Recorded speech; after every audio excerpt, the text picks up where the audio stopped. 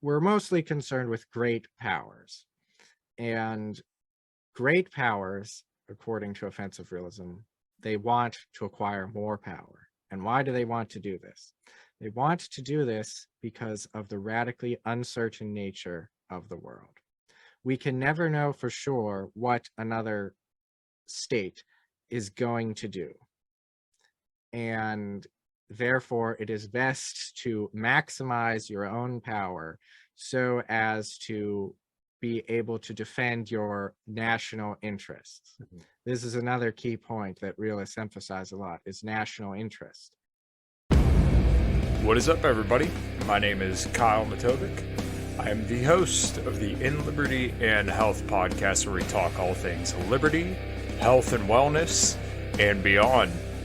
My hope is to encourage and spread the message of liberty and physical and mental well-being. I hope you enjoy all the topics we talk about with our guests. We're on all major streaming platforms, so please sit back, relax, and enjoy. Man, I'm doing as good as anyone can do getting buried by his 13-year-old son on leg day. I'm not going to apologize for not being on this podcast because I got to go see Metallica. So if that's a problem, kiss my ass. Okay? All right. All right, everybody, this is In Liberty and Health, episode number 160. I swear to God, the numbers just keep flying by. Today, I have Zachary Yost with me. Zach, how you doing, man? I'm great. How are you doing today? Excellent. Very, very excited to talk with you today. So I think I had originally or you kind of came onto my radar when I was having a back and forth with Tho Bishop on Twitter, and he made me aware of your writing. And I had listened to a couple podcasts with you. I read a few of your articles, and yeah, you're very eloquent. You're very well educated. You're very, very well read. So I'm really looking forward to having a conversation with you today. But I guess let's do first things first. Give an introduction of yourself, what you do, who you are, where you're at, all that good stuff. Yeah, so I'm a freelance writer. I write for a variety of places like the Mises Wire. I also do some work for various sort of pro-liberty, conservative, libertarian think tanks in the DC area. I've written for the American Institute for Economic Research, places like that. So yeah, I also co-host the War, Economy, and State podcast with Ryan McMakin at Mises too. I'm in Pittsburgh, like yourself. Go West Sylvania. Yeah. Nice. Yeah. So what kind of got you into all this stuff? Because I'm guessing you're probably, well, actually, I don't even want to guess your age. I want to think you're around my age, but I could be wrong. I just turned 28 last month, so that's usually a good barometer. Like most people our age, I would like to believe we're brought into libertarianism through like Ron Paul. That wasn't necessarily me, but what kind of got you to be in this sort of realm of like libertarian politics? Sure. Yeah. So I'm 29. Okay. All right. So I was right. So yeah, pretty close there. Yeah, Ron Paul played a big role. His 2012 campaign. I think I began identifying as a libertarian a little bit before I sort of discovered Ron Paul, but he sort of led me into a whole lot of other things. Like he's how I discovered like the Mises Institute and things like that. I had just been a sort of a nerd about politics for a long time, sometime around when I was in 8th grade, I guess. So I guess actually the 2008 election is when I really I became like a news junkie. It's sort of funny, when I was raised, I was sort of sheltered. I wasn't allowed to be in the room when my mom was watching the weather because like she didn't want me to see the horrors of the world on the local news. And then I just sort of became a news junkie, would watch like 4 or 5 hours of the news every day after school. And that just sort of got me into stuff. I've always been sort of, a bit of a nerd and everything. And my intellectual development, just sort of evolution. I began identifying as a libertarian in my senior year of high school, was involved in Students for Liberty in college and all that. Then I worked in DC, and my views have continued to evolve, I'd say, sort of in a more conservative direction, I prefer like identifying as a liberal, but libertarian's also fine. It's sort of labels. No one knows what they mean anymore, which is problematic. But yeah, that's how I got started, I'd say. Yeah, I completely agree with you. And I kind of have this debate a little bit with people online. In fact, I was actually going back and forth with Robbie Martin, if you know who Robbie Martin is. No, I'm not familiar. His sister's Abby Martin, who runs like Empire Files. They run Media Roots Radio together. He was asking me about like political labels and how aren't these certain people consider them, like, why don't they consider themselves far right? And he said, oh yeah, if there was somebody like this on the left, then they'd be considered far left. And yeah, it's almost like the political compass doesn't have quite the same significance that it used to have anymore, where like, so many people on the left have called everybody far right that now it's like, well, what does that really mean? And what separates a far right person from a regular right winger? And then a lot of people on the right, I feel like it's less so, but it could just be my bias that like everybody on the left is far left. And I couldn't tell you like where a standard Democrat is. Like, yeah, like who would you define as like your standard run of the mill Democrat? Right. Yeah. Yeah. I think it depend a lot on age. Because it's sort of like, I know people here in Western Pennsylvania, some of them have been Democrats their entire life and now just vote straight R. And yeah, so it sort of changes a lot. I mean, younger people are like Bernie Sanders supporters. So it's, yeah, I think it depends on the age, especially.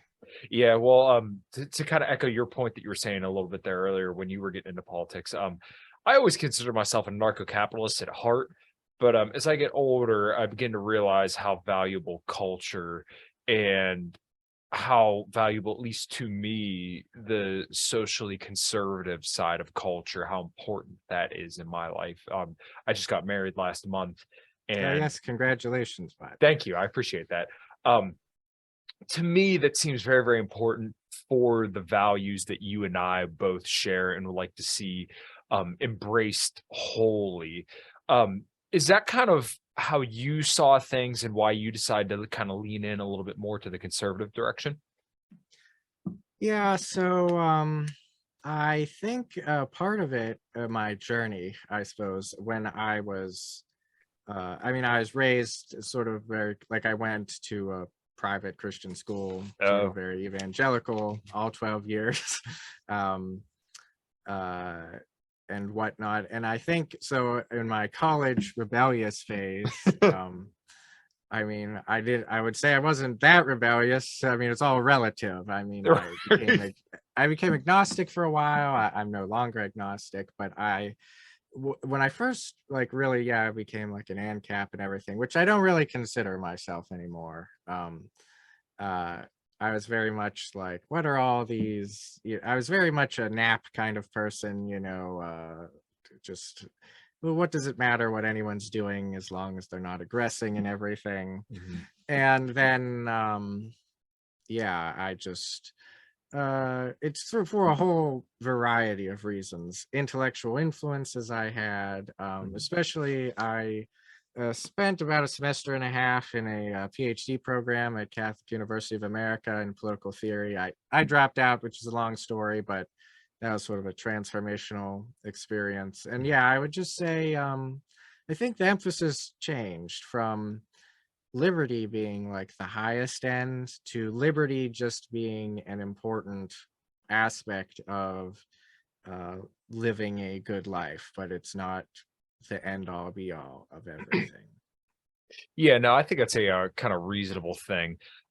So where were you and what kind of were you thinking about when Trump came to prominence? And I just want to kind of give a quick background. Like, I was very pro-Trump at the beginning, but my feelings really changed once I saw kind of like the spending, the gun control, and then later on when I started digging into more foreign policy, I noticed that he talked a good game, but it seemed like he really faltered on a lot of points. And yes, he wasn't as bad as Hillary Clinton. I think everybody in the world would agree with that.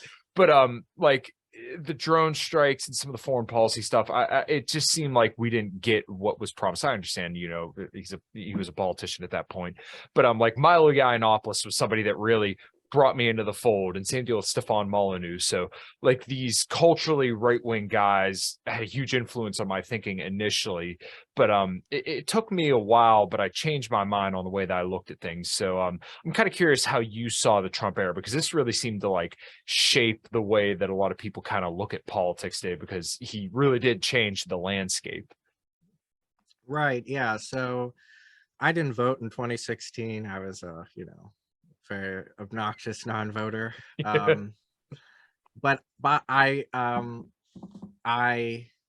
was living in DC, and I moved back at the very end of October, actually, of 2016. So I was back here in Pennsylvania, and I'd spent a week back here earlier at the beginning of October. And I must admit, I went from just like, oh, they're both awful, to like basically sort of rooting for Trump. In part because, I mean, so many people in Western Pennsylvania were rooting for Trump, and the way people reacted to Trump supporters really pissed me off. I was sort of like, that's like my family you're talking about. Right, dude. Yeah, I completely feel that, because we were shooting the shit off air, and I'm an auto mechanic, right?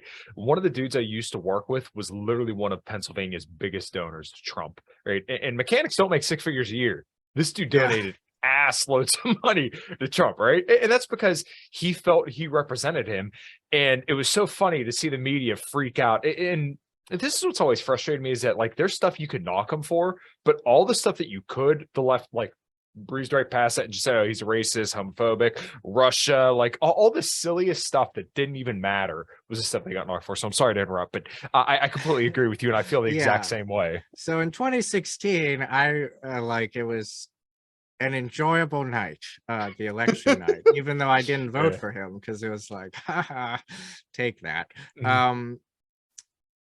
I didn't know what to expect at all. And I mean,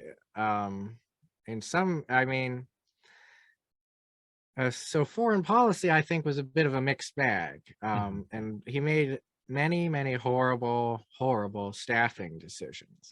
And part of the issue that anyone faces is that the national security establishment, the blob as it's called, is so massive and so established, and the alternatives, which might be called the realist and restraint coalition, is so small that, I mean, they'd really have to be scraping the bottom of the barrel.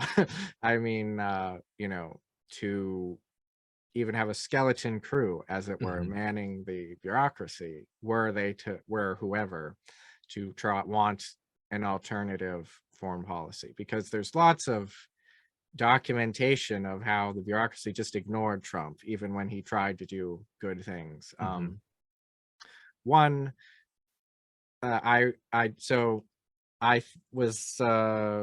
thought all of the Russia stuff was nonsense, and I thought that the impeachment thing was just obviously a shot to get rid of him. That Vindman fellow is outrageous, Alexander Vindman, a perfect example of the issues with the national security bureaucracy. And I think in one congressional testimony, he was like the president was going against what we said as policy, and it's like, what? Yeah, who's running the ship here?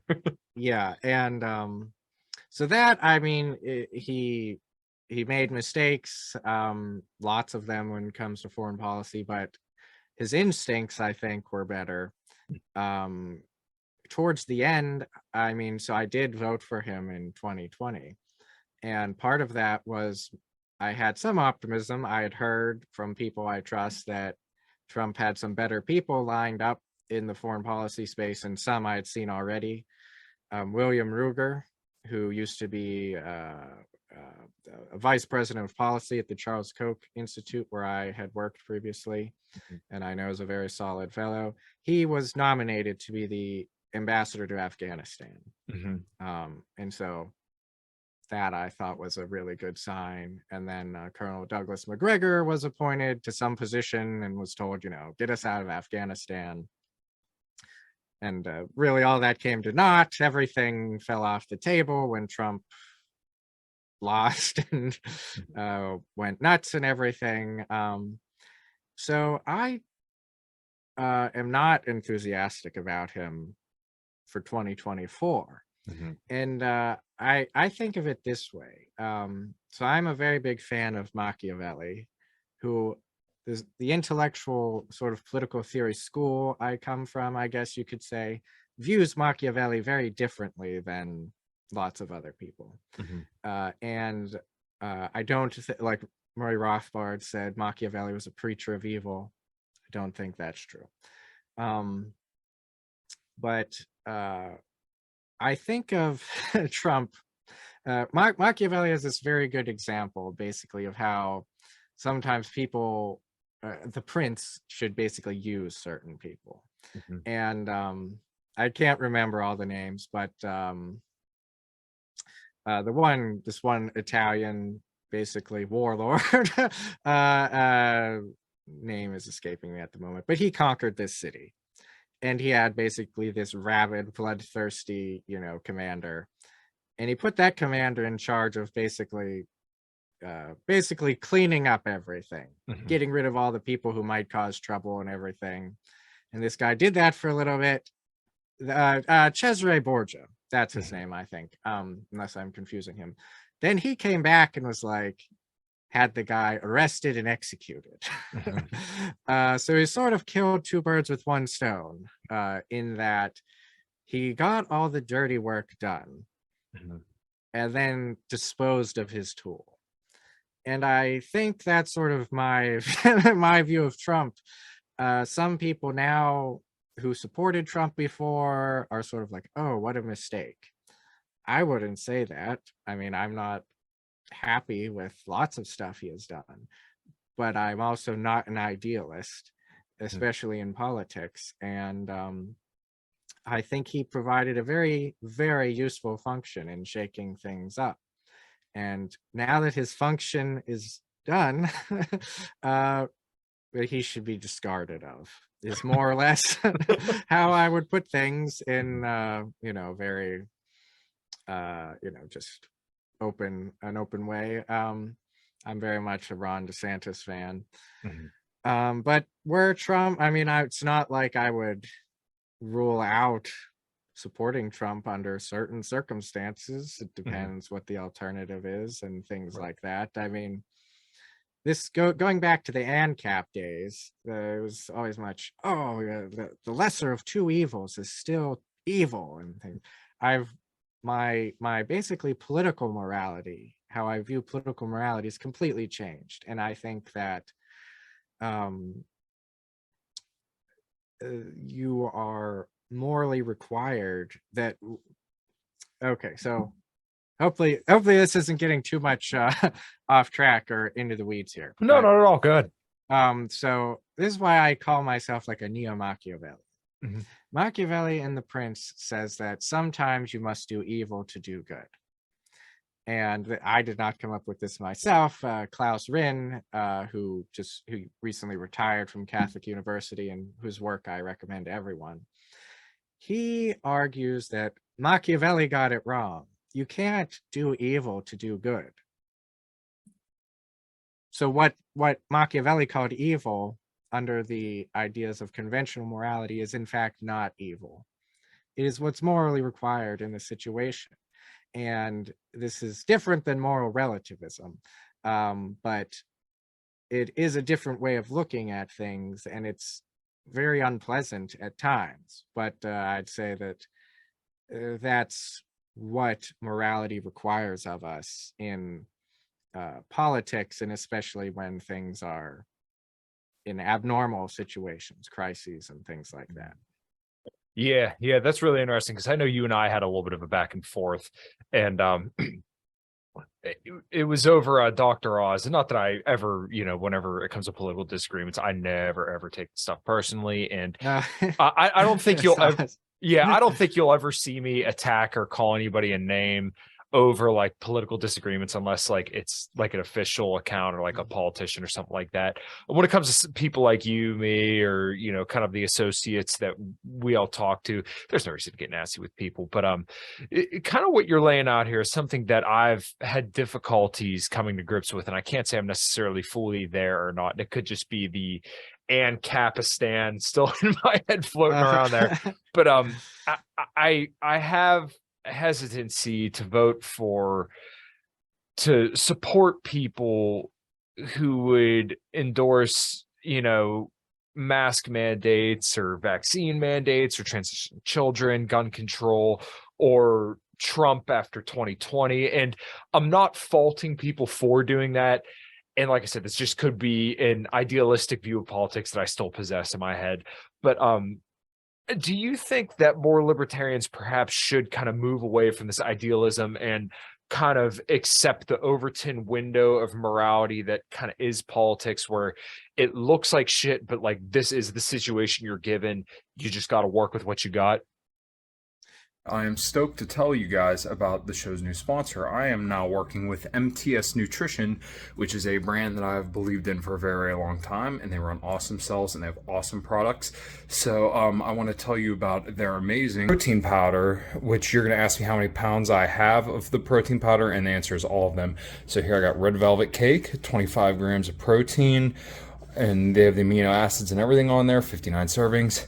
Peanut butter fluff, fluffernutter, 26 grams of protein, and then also the chocolate chip cookie, which literally has real pieces of chocolate chip cookie in there. So 27 grams of protein, 180 calories. As I've talked about on the show, getting your protein in is very, very important, so make sure you hit that link below and purchase your protein powder through MTS Nutrition. Boom! Yes. One of my favorite lines from Klaus Rin is that idealism leads to killing. Basically is how he put it. I think idealism is immoral, actually. I mean, wrong. So we have to deal with the situation that it is, and fight the war with the soldiers we've got. So that's sort of like my view. I think it helps, at least when it comes to like politicians, when you separate yourself and don't identify with them and just look at them as just this tool, like Oz.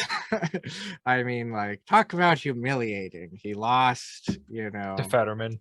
Yeah. And I didn't vote in the primary, actually, because I just was like, oh boy, I don't like really any of these.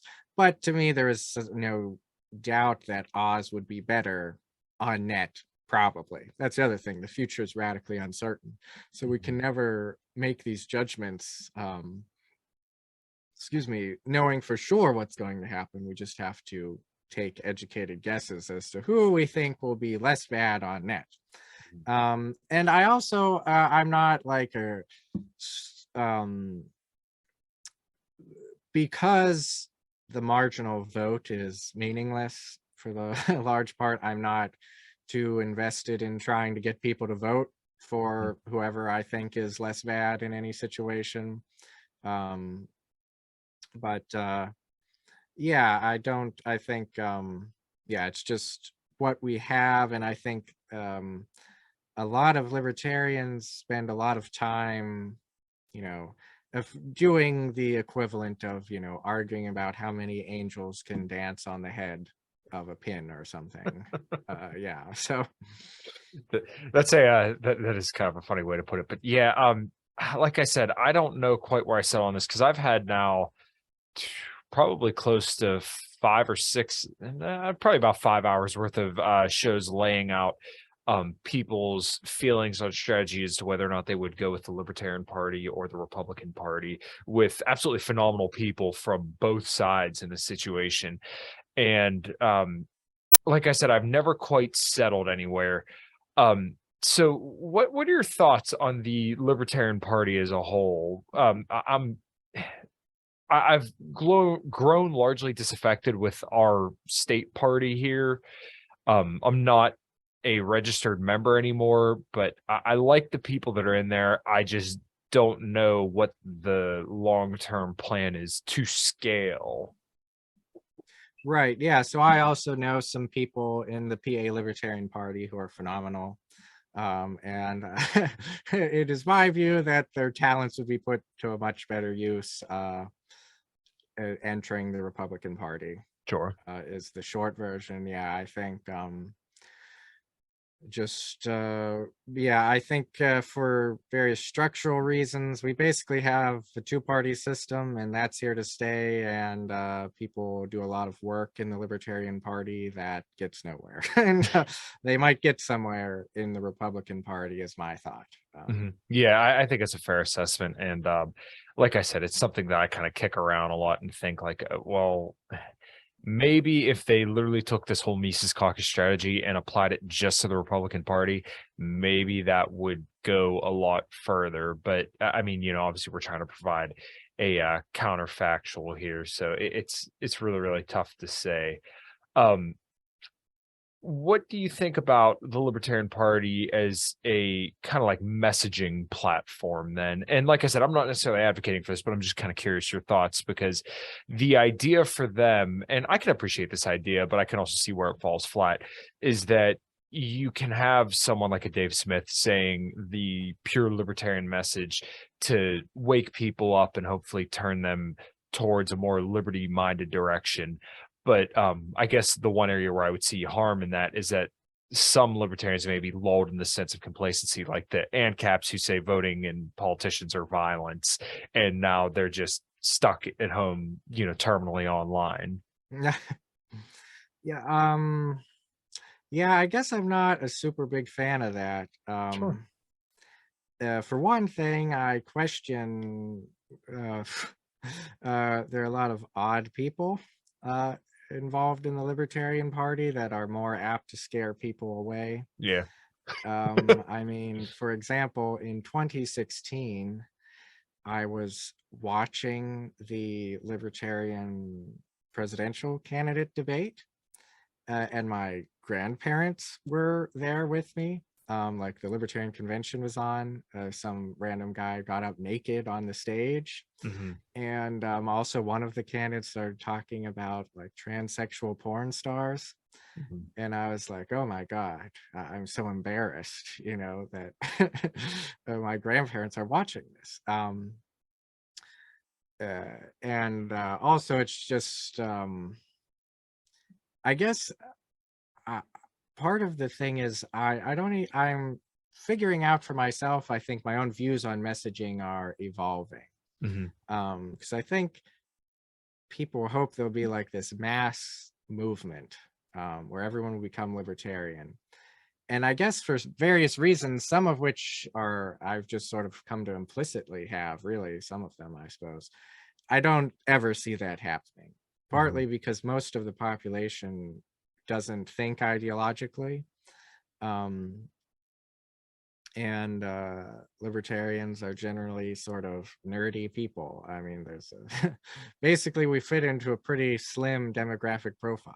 And I think like I like hanging around people who have similar views to me, but I don't expect like anyone else to adopt those views. Rather, I think for now, at least, my thought is it's best to just argue on issues like an issue by issue basis. And we can say, because of our libertarian way of thinking, here's why we argue X, Y, Z. We don't even have to bring that up. We can just argue, this is why we should undertake this policy. Here's how it'll make your life better. Because the average person doesn't care about, some kind of ethical, political, moral framework or something like that. They care about how it affects their finances. lives. Yeah. Yes, exactly. So that's my thoughts. I mean, I think Dave Smith is a pretty sophisticated and coherent speaker. But I would say it would be bad were he to be the candidate and he subtract votes from Ron DeSantis. Were Ron DeSantis to be the Republican candidate, I would say that would be bad. Okay. Yeah. Yeah. Well, okay. So that's really interesting. And that kind of gives a nice little pivot to the next thing I wanted to talk with you about. So when it comes to this idea of kind of sticking within the window of what's in the political sphere right now, the thing I always wonder is, okay, well, how do things get better? And what's interesting about DeSantis, and I don't like his foreign policy record when he was in Congress. He did vote against Syria or regime change in Syria initially, but then he ultimately kind of buckled, I think, when Trump was kind of bombing Syria, if I remember correctly. But if you look at the way that he is now, he's very much so a leader, and he's not afraid to really punch back and play the left's game the way that they play it. Trump can't do that in the same way, right? Where DeSantis is very, very direct and focused. Trump's kind of like a hammer in search of a nail, as to where DeSantis is more like a gun, I almost want to say. But the one thing that I've been told is that we should trust him because he's going to be better at appointing people and getting rid of people, which I think there's merit to that idea. The part where I'm a little less optimistic is, once again, his relevant past behavior through his congressional record on spying and foreign policy. So I know that's kind of like a loaded question, but what are your thoughts on like how we get to a better place politically, kind of to like a more, a society that values liberty more through doing that? And do you think DeSantis might actually be that kind of guy to lead us that direction? Well, in terms of a politician leading a very large cultural change, I don't think so. I think DeSantis has potential, and yes, I forget who there was recently, I think it was in Responsible Statecraft, piece criticizing DeSantis's record, but alternatively, I believe it was Jan McCarthy wrote sort of a rejoinder. I don't know if he specifically addressed that piece or not, but for where Ron DeSantis is now, and something I viewed as a very, very positive sign. I think CPAC was going on or something when Russia invaded Ukraine. And Ron DeSantis was like, gave a speech like the next day or something. He didn't even mention Ukraine. So to me, I found that silence spoke volumes in my view. But to go back to the culture point of leading towards a more liberty-friendly culture, I think that cultural change is very ephemeral. Like people have lots of theories of cultural change, and I'm not sure I've ever seen one that I exactly fully subscribe to. On the one hand, there's the war of ideas, the structure of production of ideas is how some people argue it. We need the pure intellectuals putting out theory, then the secondhand dealers of ideas who translate that theory into op-eds and things that regular Joes can more or less understand and persuades them. And I think ideas are very powerful. I think I think ultimately the most effective way to change society is the least exciting, which is to change yourself. There's really, it's in many different philosophies, but there's like this Confucian sort of story. Basically, the man who orders himself, this leads to order within his household, within his family, within his community, within his workplace, rippling out of order that begins with the individual ordering himself, which is extremely difficult and not fun and sexy like protesting or something like that. So I think ultimately social change begins with personal change, and that is not, I don't think, a very easy process. That it's different for every person, I would say. Yeah, I completely agree with that. And that's hopefully what people have been able to kind of take away from the show is that I always try to put out good information when it comes to the health sphere to hopefully give people the tools so that way they can kind of enable themselves to make that positive change in their lives. The interesting part that I would give pushback on the whole cultural deal is that Trump was a really cultural figure where you hadn't seen a political base really light up like Trump was able to do for his base. And it's really something interesting. And it's really something that I think anybody who's looking to dabble in politics or talk about politics should dabble with, where you have people wearing this, Make America Great Again hat. And, in the Butler rally here in Pennsylvania, there's 50,000 people. I mean, I know where Butler is. That's the middle of bumfuck nowhere. And you had 50,000 people in a freaking field that my band played in, and we sold out, a 1,000-car show opening for Steel Panther in 2020. And then, a couple months later, he's, once again, 50,000 people. There's something really, really remarkable about that. And it didn't seem like he quite had the same pizzazz. So actually, I think that kind of goes to your Machiavelli point earlier, where he was a tool, and now that his time is up, it's done. So I know it's a little bit of a long tangent, but if you have any thoughts on that, go ahead and feel free to add. I mean, I definitely agree. So I would say I don't think Trump necessarily changed many people's minds, whereas there's a term I can't exactly recall what specifically it's called, but this idea basically that lots of people have a view, whatever the view is, view X, but it's not acceptable to talk about it. Mm-hmm. And then there's some kind of trigger, and then it's suddenly it seems, all these people suddenly think X. They've thought X for a long time. Mm-hmm. It's just something happened where they felt, for whatever reason, okay enough to express it. So I think Trump's success was channeling it in. He definitely did something in terms of cracking everything wide open. I mean, he's changed politics immensely, I would say. I mean, he has especially made it, brought it into, the mainstream and on the right to question foreign policy, the foreign policy status quo. He definitely did that. I wouldn't say he led to those changes necessarily, though I think he probably did bring some people along. Mm-hmm. But he definitely played a huge role there. But I think it still was lots of other things were happening under the surface that he was, I don't know, smart enough or lucky enough. Mm-hmm. Whatever happened, he was able to take advantage of it. Yeah. So I definitely think there is, yes, the personality matters immensely too. It's not like you could have taken out Trump and put in Mitt Romney or something. Right. For sure. Yeah, there wouldn't have been people lining up to go see Mitt Romney. There would not have been 50,000 people to go see Mitt Romney here in Butler, Pennsylvania. So another thing I wanted to talk to you about today was kind of your views on foreign policy, because we've butted heads a little bit and you're way more educated on this kind of stuff than I am.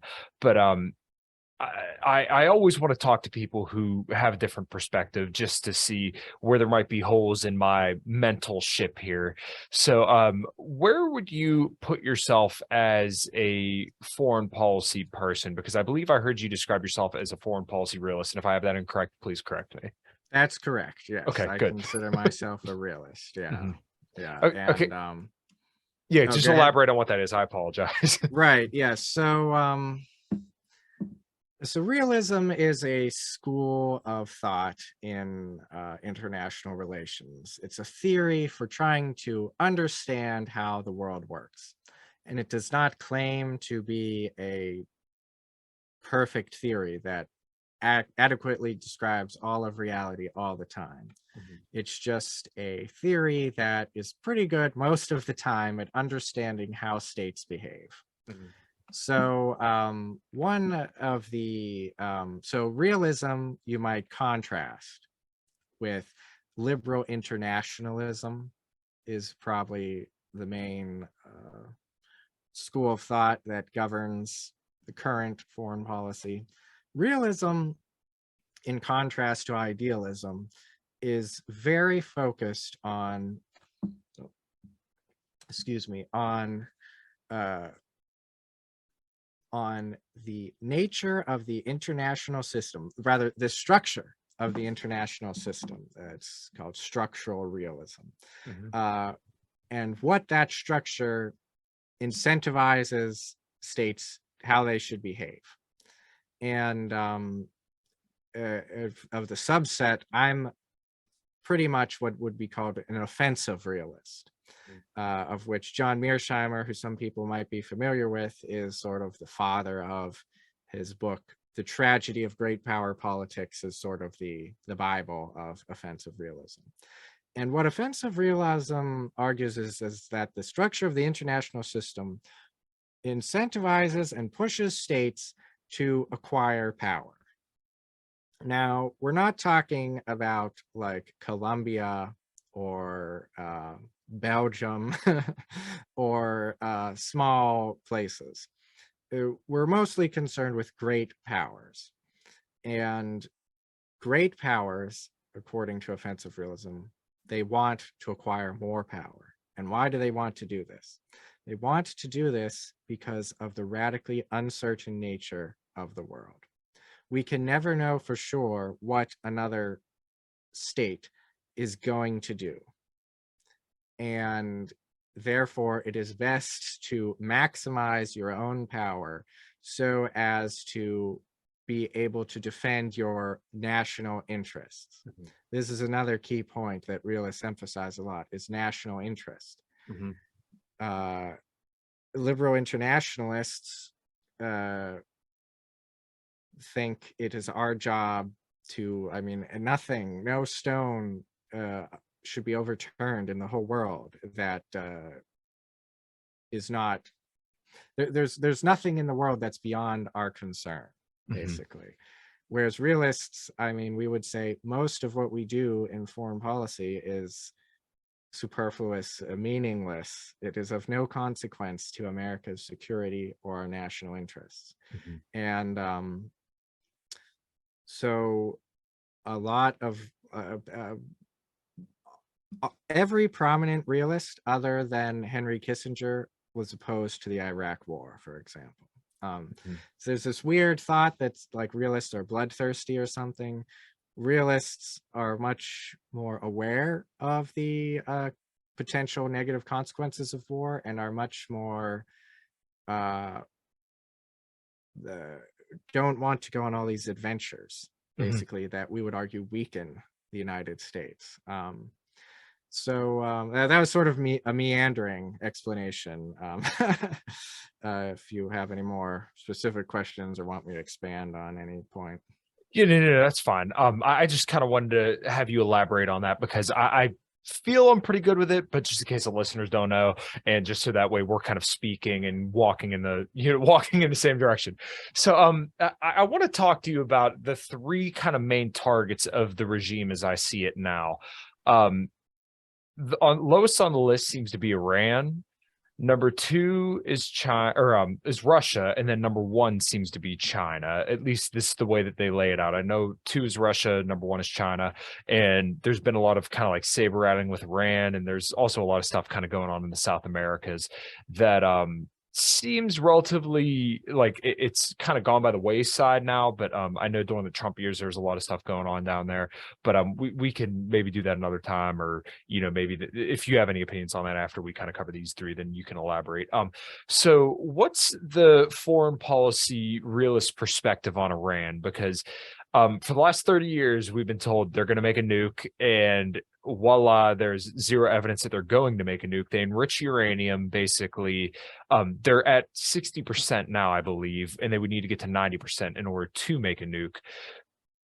And they've always complied with pretty much every single time that we've asked them to, go through inspections or just anything to get sanctions relief. So they really want to get back into the Iran deal, but I know Biden has had this maximum pressure campaign on them essentially to, just beat the living life out of them. And they even started to roll back and say, hey, will you just say you'll return to the Iran deal for Biden's administration? You don't have to promise it forever just for this. And they still rejected that. So I know that's probably a little bit of editorializing on my part, but What is your perspective on what the U.S. should do when it comes to Iran? And do you think there's foreign interests kind of there?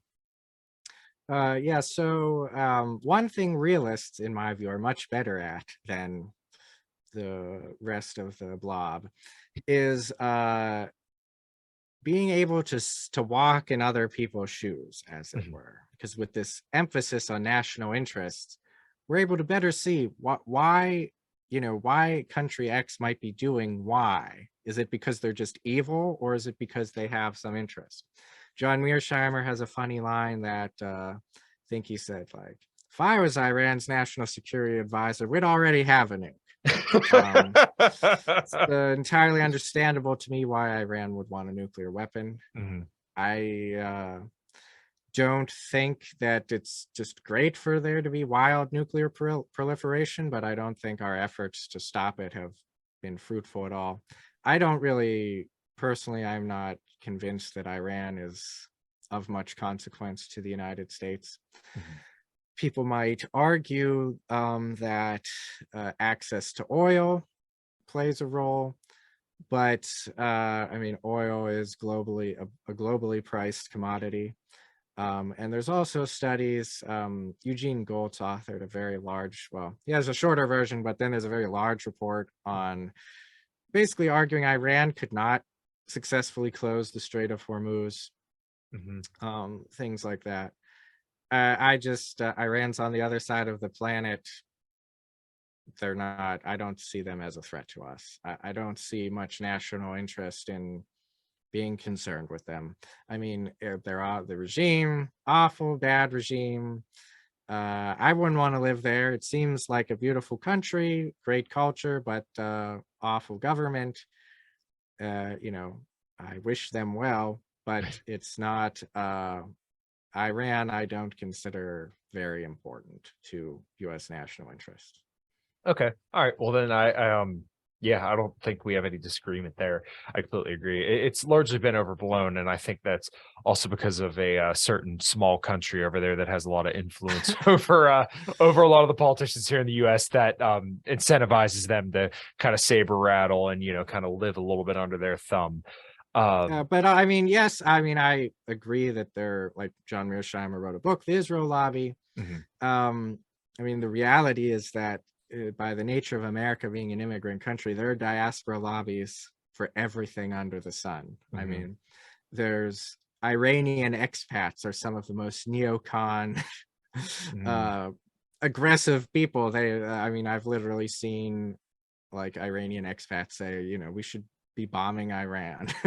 And it's similar. Armenian diaspora lobbies the US government to do things for Armenia. I mean, it's basically everywhere. And I think, of course, but you can't also ignore the hostage crisis and everything that bruised America's ego and whatnot. So that also plays a role. Yeah, that makes sense. So kind of moving on from there, you wrote a paper on the difference between Ukraine and Taiwan, but what are your thoughts on Ukraine? And I'll give kind of like my brief thoughts. It is going to be the standard libertarian take. Essentially, we shouldn't be there. They're on the other side of the world. We have no concerns with them. And Russia, as far as I can tell, and once again, you could disagree and tell me I'm wrong. I'm very curious about your thoughts, but I don't think Russia has the desire, well, they may have the desire, but they don't have the capability to go, on this reignite the whole Soviet Union. I don't think they have that capability because they're getting their asses handed to them by Ukraine, who, granted, the rest of the world's pretty much propping them up, but Ukraine's 1/16 the size of the United States, and Russia's having a hard time just kind of maintaining where they're at Ukraine. So in my mind, what would be best is negotiations and trying to, cease all, war efforts there and kind of bring everybody to the negotiating table. And then the areas in Ukraine that are ethnically Russian and voted to be part of Russia should be given to Russia.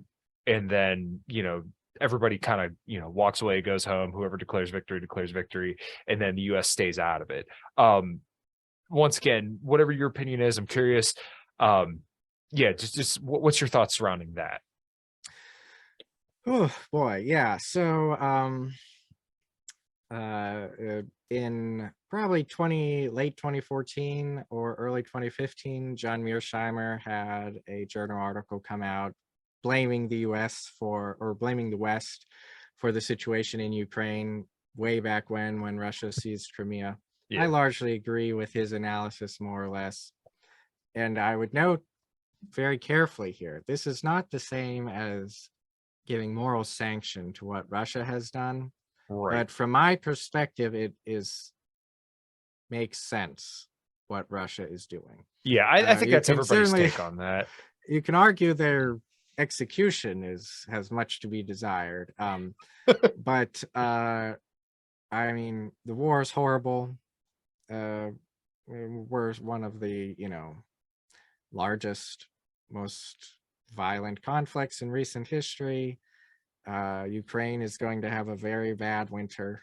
I mean, it's going to be truly a lot of suffering there, and I pray for peace and whatnot. I think a negotiated settlement is best. But yeah, I do not think the US has any national interest in who controls Ukraine. Mhm. Now, part of the issue is that we're a member of NATO.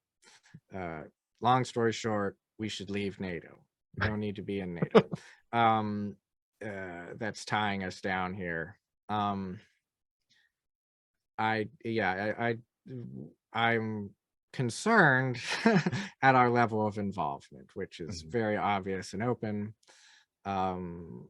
and could lead to something very, very bad. I do not want us to give Ukraine any more money. Ukraine is the second most corrupt country in Europe after Russia. The country itself is very divided. There's all kinds of disputes between the various sorts of how you might group the population. And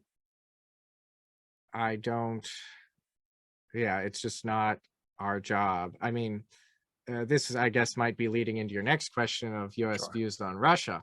But if I viewed Russia as a threat to the US, then I would say, we should just keep funneling money and weapons to Ukraine so they can die on our behalf. I mean, is the reality of it. But because I don't think Russia is the threat that warrants this, I think it's our subsidizing of Ukraine. I mean, it's understandable why the Ukrainians feel the way they do about, the country's being invaded. But I think it is immoral on our part, actually, not only from the aspect of it's against our national interests, but also we're facilitating, tens of thousands of people being killed for not much reason, I would say. Yeah. Okay. All right. Well, then the final thing that I wanted to ask you about, and this is kind of where I've read a lot of your work, and I think we may have some disagreement, but I'm very open to any information that I don't currently have and could change my mind on, is the China and Taiwan situation. So I'll give you my bout and kind of my thoughts, and I'm curious, once again, what your rebuttal will be. So when it comes to Taiwan, a lot of people state like the chips. And when you think about China going after Taiwan, I think even you wrote about this in your papers, that Taiwan's a very defensible island where it'd be very, very difficult for China to go over and invade Taiwan because of the way that Taiwan is geographically with their coast. It would have to be, if I remember correctly, I think it's like mostly an air invasion, or even if you were to do amphibious, it'd be very, very difficult. So let's say China were to completely take Taiwan. I don't think it really matters because China is one of the most globally dependent economies in the world. They depend on a lot of exports, or a lot of imports, I'm sorry, to kind of sustain themselves. So in my mind, it doesn't seem like it would be very smart of them to say, all right, well, screw you guys, we're going to nationalize the chips and nobody else can have them. their military, I'm not quite as informed on, but from what I understand, it's a lot of stuff that looks really threatening, but isn't really all that threatening. Their age demographics, you're going to have a bunch of 40-year-olds if there were some draft over in China that would come over here. Just the idea of a bunch of 40-year-old diabetic Chinese people coming over to the shores of California seems a little ridiculous.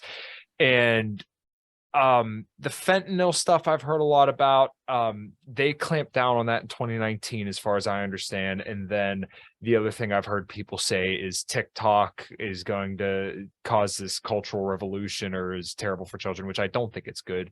But there's people saying it's spyware, but as of a few months ago, they actually started storing the data from TikTok in a server here in the US through a company called Oracle. So I know I threw a lot at you, but I'm really curious about what your thoughts are on Taiwan. I read your paper and the takeaways.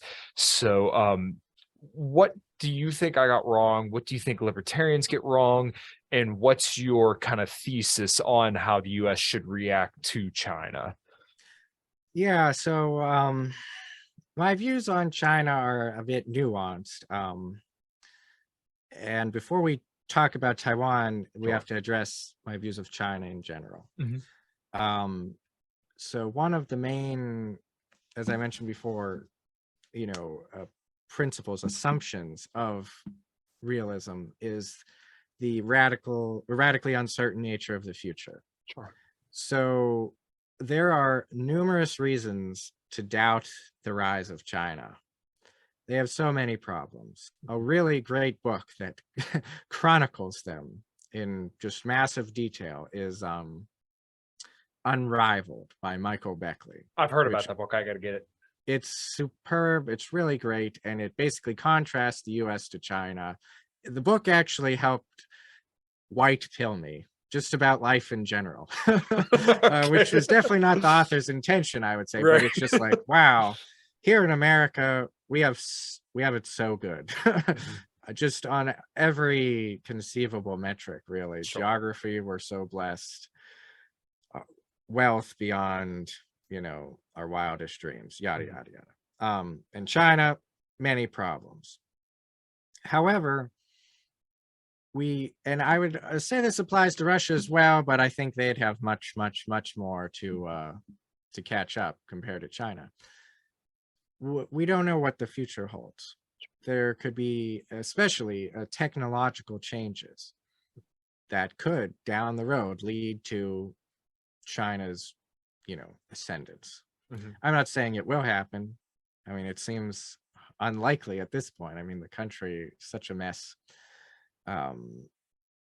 Immense amounts of pollution, horrible demographics, and whatnot. But the demographics, this is something I can most conceivably see being fixed by technology down the road via artificial wombs, which is a technology that within the next 100 years seems it's not, I mean, who knows what will happen, radically uncertain, but it's within the realm of possibility that, that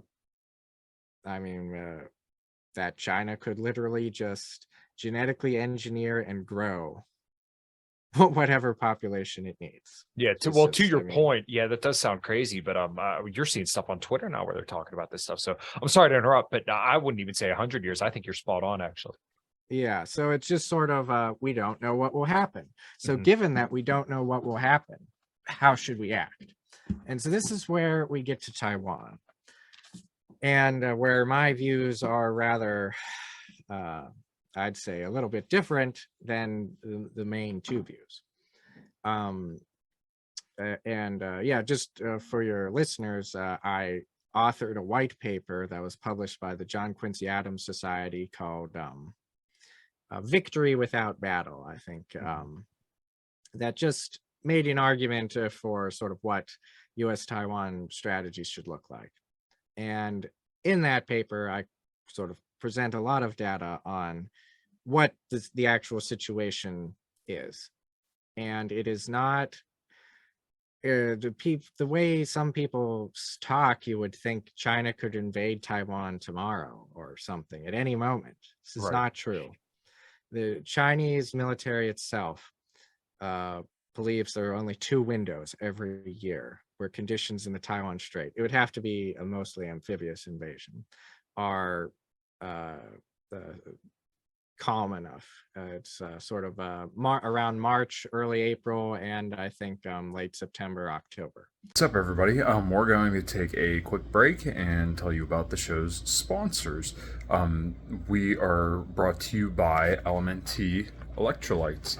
I've been using this stuff for years, and what I've honestly found is that if I didn't have electrolytes before some kind of cardio, and sometimes even before workouts, that my workout performance, or definitely cardio performance, would suffer greatly.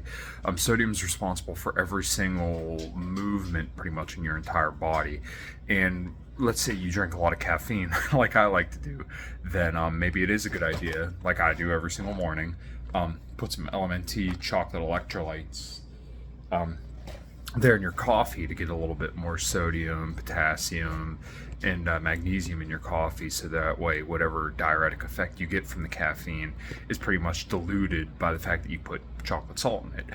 Also, it tastes really, really good. Get some chocolate cream or hazelnut cream or even coconut, and mix that all up. It tastes really, really good. So yeah, make sure you drop by, go to drinklmnt.com/inlibertyandhealth and pick you up some electrolytes today. All right, guys, thanks.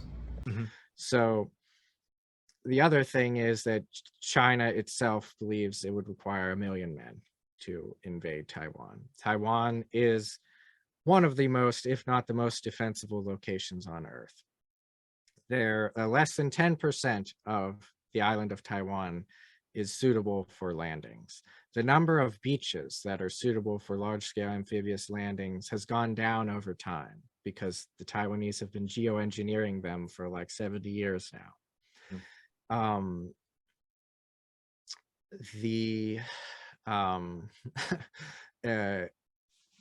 The amount of logistical details and work that would go into preparing for this invasion would make D-Day look like planning a picnic. And one of the most relevant facts is that due to the very limited number of landing zones, Taiwan would very easily be able to outnumber any Chinese invaders within the first 24 hours of an invasion. And the general rule of thumb is like a 3-to-1 ratio for offense to defense, if I'm remembering that correctly. Getting into more technical things, the Chinese Navy does not have the firepower needed to adequately suppress beach defenses. I could just go on and on and on. There are so many details as to why this invasion would be very complicated. I mean, just flat out right now, China does not have, with China's current capacity, where nothing was sunk, no planes were shot down, they could transport less than 30,000 troops on the first day of the invasion. Wow. Okay. And it's generally estimated the entire world would know the invasion was going to happen about a month beforehand, just given that China would be massing huge amounts of material and troops and whatnot across the strait. Right. Taiwan can theoretically field 2.5 million troops. They do have problems with their reserves, which I talk about in the paper, that needs reform, but theoretically, I mean, they could have hundreds of thousands of people on the beach on the first day.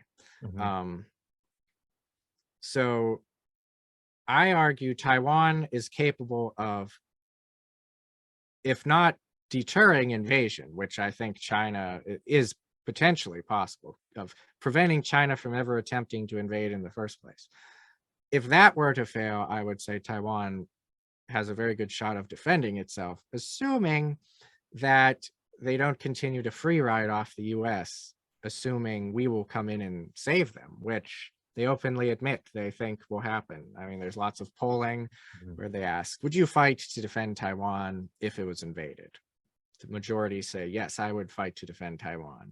And then they say, but Japan, excuse me, and the US will swoop in and it'll be a short war. So, Yeah, well, know. to their point, though, Biden has came out multiple times and said that we will militarily defend Taiwan. yes, And it's they say it's a gaffe, terrible. but I mean, you don't gaff 4 times, and then when pressed on it, gaff again. So yes, they have lots of reason to think we'll come in. But here's another thing which I talk about in the paper. Mhm. It would be a disaster for the United States. Mhm. I mean, it would be primarily a naval war 6,000 miles away on the other side of the planet. Right. Think tanks in DC have war game scenarios where within like the first 36 hours or whatever, Chinese missile strikes would have sunk every US vessel in port in Japan, knocked out all of our Air Force in Japan, and knocked out all command and logistical facilities. The US Navy is already at its repair capacity, and we are at peace. This is sort of crazy to think about. We're maxed out now at peacetime. How are we going to be fixing, our warships on the other side of the planet? And also the state of the Navy is just awful right now. It's become a floating bureaucracy. A U.S. naval vessel literally just burned up because of an on-ship arson, and the report found like something like 70% of the ship's fire suppression systems were not they were like in maintenance mode or something. There was all kinds of flammable material piled around. There's been a number of collisions where naval vessels have just run into giant ocean liners, and this is often attributed to overwork and poor morale. And you mentioned my piece, it's in Law and Liberty, where I discuss how Ukraine's not the same as Taiwan, because when the war started, everyone was like, oh goodness, Taiwan's next. There's a hyperlink to this hilarious picture where this guy is like, you can always tell which ships are the US ships in joint maneuvers with other countries because ours are always covered in rust. So I think charging in to defend Taiwan would be a disaster. And can you imagine? I mean, there are 5,000 sailors on an aircraft carrier. Can you imagine if an aircraft carrier went down with, all or most hands? 5,000 people killed in one day, 5,000 Americans. Yeah, you'll have people rallying behind the troops like that. The country would,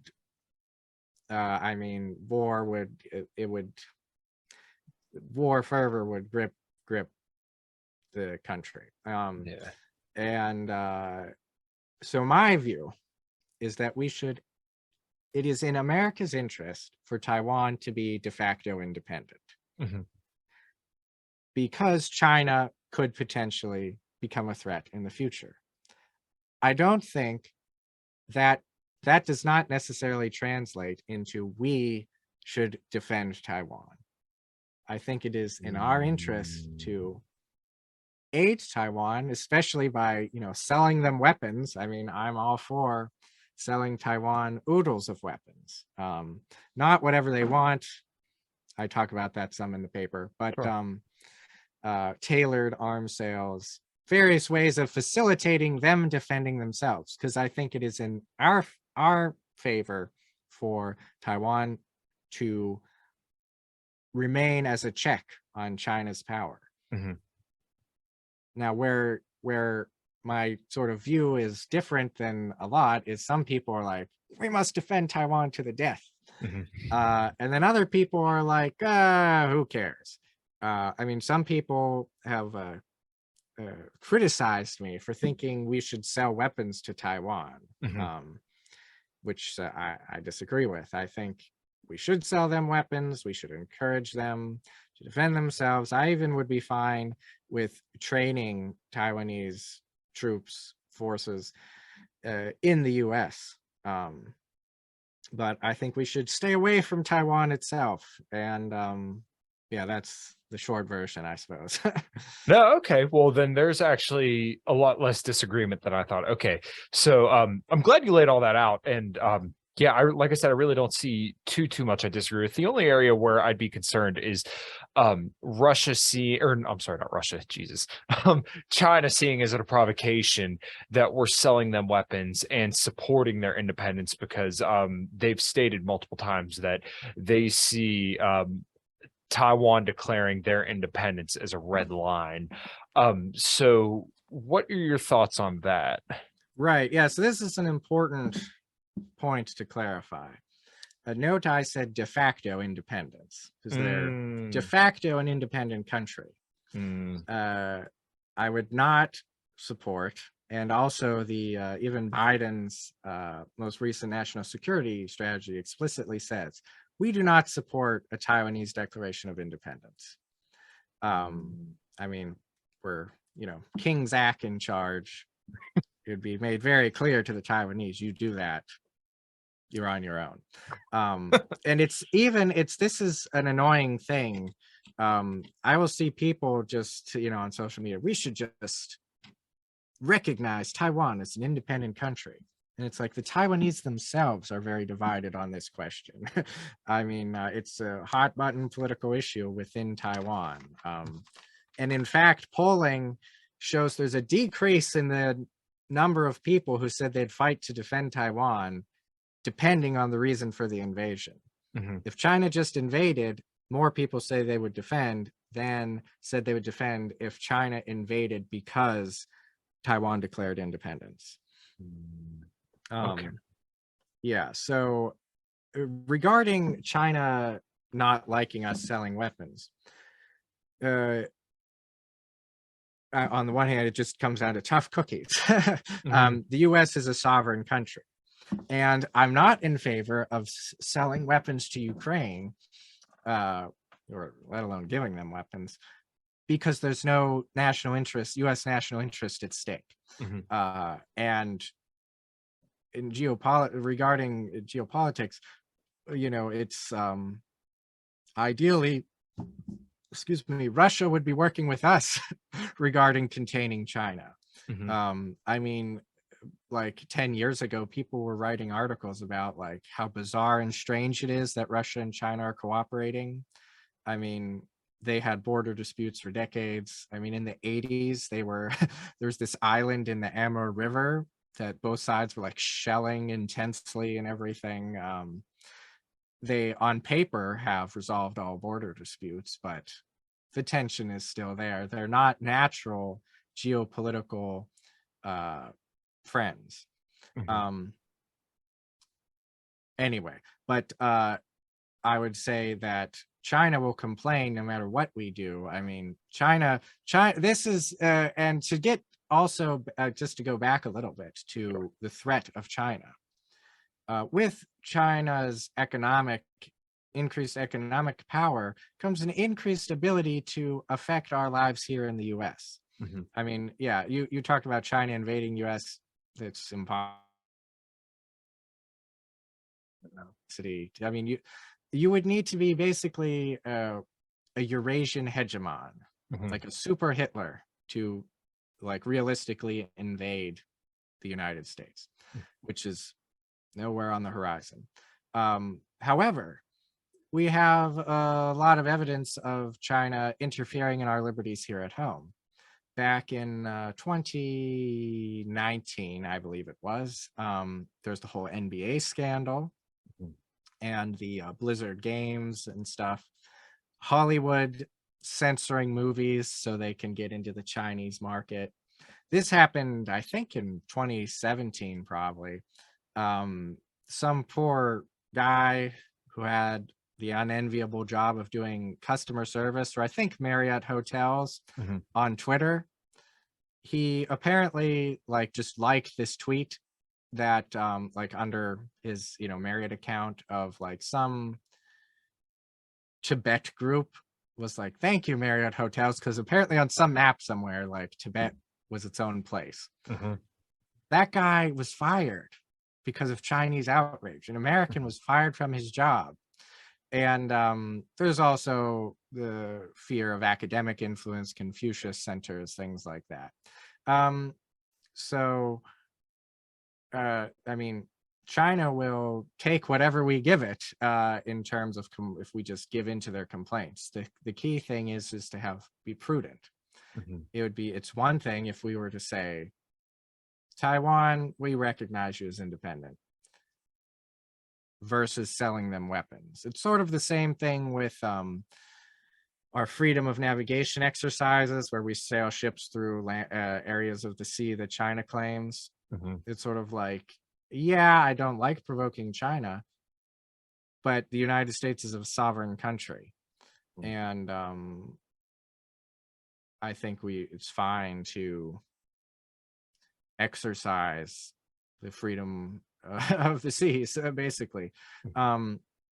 So I mean, this would be an extreme example that wouldn't happen. It's one thing like to sell Taiwan a nuke or something. Right. It's another thing to sell them drones and tanks, although I don't really think we should sell them tanks. And anti-aircraft batteries and all that sort of stuff. That's one thing. It's just a question of degrees and reasonableness. Of course, China's going to complain, but we have to see things from their perspective and see actually how big an issue is it. Of course, they don't want us to do it, but lots of people in our lives do things we don't want them to do, but we tolerate it up to a certain point. Right. Okay, so I guess the last thing I kind of want to get a little bit more to have you elaborate on is, what do you think are the major U.S. interests in Taiwan? Because the main thing you hear is the chips. No. I'm sure. Okay, I'm sure there's more that I just am not aware of. So, what is the major U.S. interest in Taiwan? Yeah, it's not chips. I wouldn't say it's anything related to commerce or exports or anything like that. Sure. Even if Taiwan were to sink into the ocean, it'd be quite inconvenient for a while, but they can build chip factories. Chip factories aren't like a mine or something. And even rare earth metals, which is often something pointed out with China. China supplies a vast percentage of the world's rare earth metals. It's just that's where they're dug up, partially because it's so cheap there, because they have they don't care if they pollute everything. But there's rare earth metal deposits all over that could be harvested. It would just take a while to dig the mines and whatnot, but the market would adjust. The interest with Taiwan, as I see it, so within sort of international relations, like geography, there's what's called the two island chains in East Asia. So the first island chain is basically from Japan down to Taiwan, down to the Philippines. The second island chain is like Guam and those other tiny islands. And China's explicitly said, John Mearsheimer talks about this all the time, their goal, like if they could get whatever they want, would be to push the US out of the first island chain and out of the second island chain. And Taiwan is Taiwan helps hem China in, as it were, in East Asia. If Taiwan were to, be conquered by China, which again, I don't think is likely at all, it's not the end of the world, but it's just one less problem for China.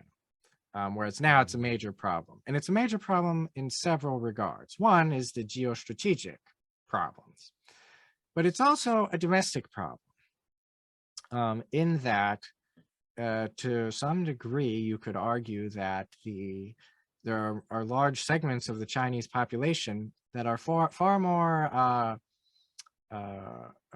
war crazy than the Chinese leadership. The Chinese leadership recognizes what a dangerous gamble invading Taiwan would be.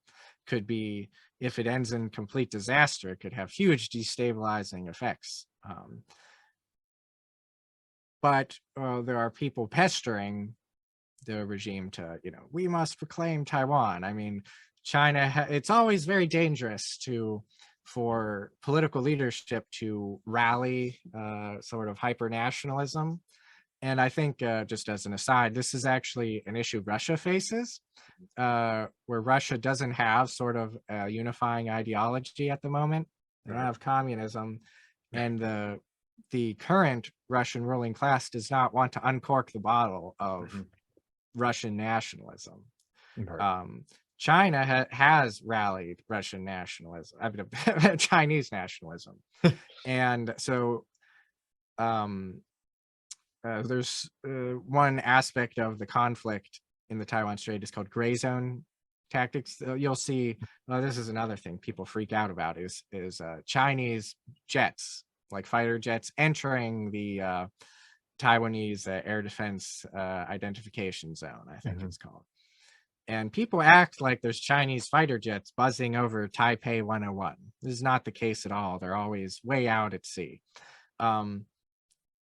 This is actually healthy and good.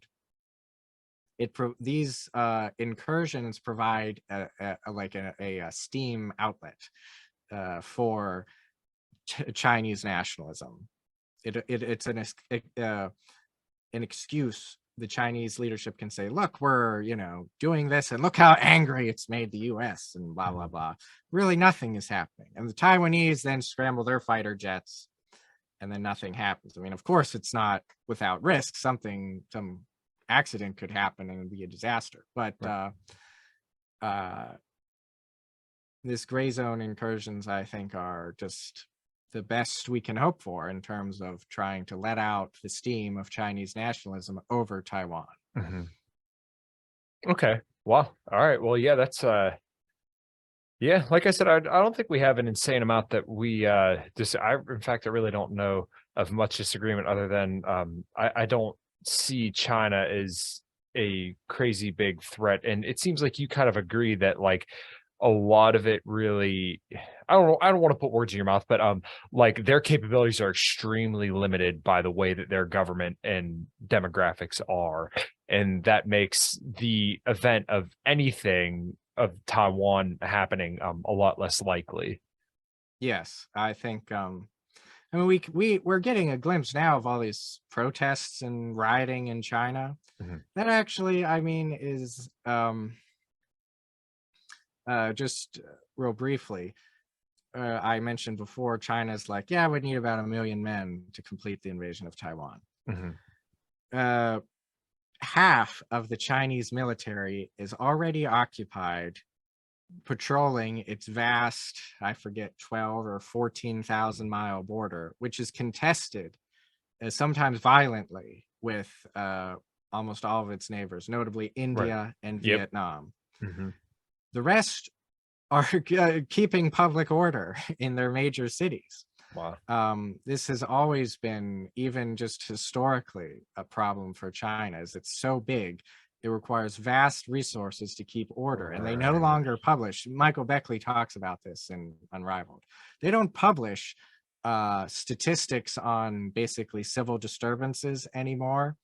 But between like the early 90s and when they stopped in the early teens, it just had increased drastically.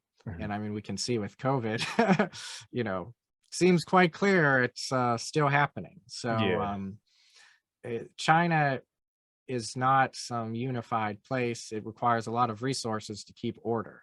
And we're, tens of thousands of Chinese conscripts to, drown in the Taiwan Strait.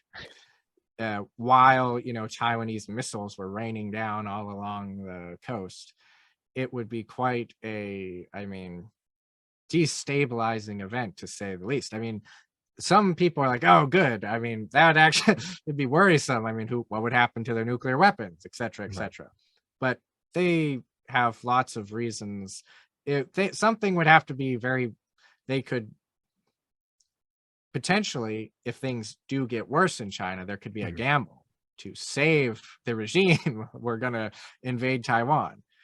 But as long as prudence prevails, it's so hard to imagine them invading given what a gamble it would be, in my view, which of course can be wrong. So Sure. given the radically uncertain nature of the future, but that's just how I see things. Okay. Yeah. Well, this was a absolutely fantastic conversation, Zach. I really, really enjoyed it. It was very, very informative. I know I learned a lot. Hopefully it was mutually enjoyable for you and the Yes, listeners. thank you so much for having me. Yeah, of course. Where can everybody find you? Where can everybody find your work? And what do you got going on? Yes, so you can follow me at Twitter. It's just at Zachary Yost. I write a Substack, the Yost Post, sporadically, and I also, as I mentioned, I co-host the War, Economy, and State podcast with Ryan McMakin at the Mises Institute. I also have my own podcast, The Republic of Azo, that people can subscribe to as well if they're interested. That's on YouTube and just where most podcasts are posted. It should be there. Nice. All right, Zach. Well, like I said, I really enjoyed this conversation. And if you've got anything, we'll close her out and I'll see you on the other side. Great. Thanks so much. Of course.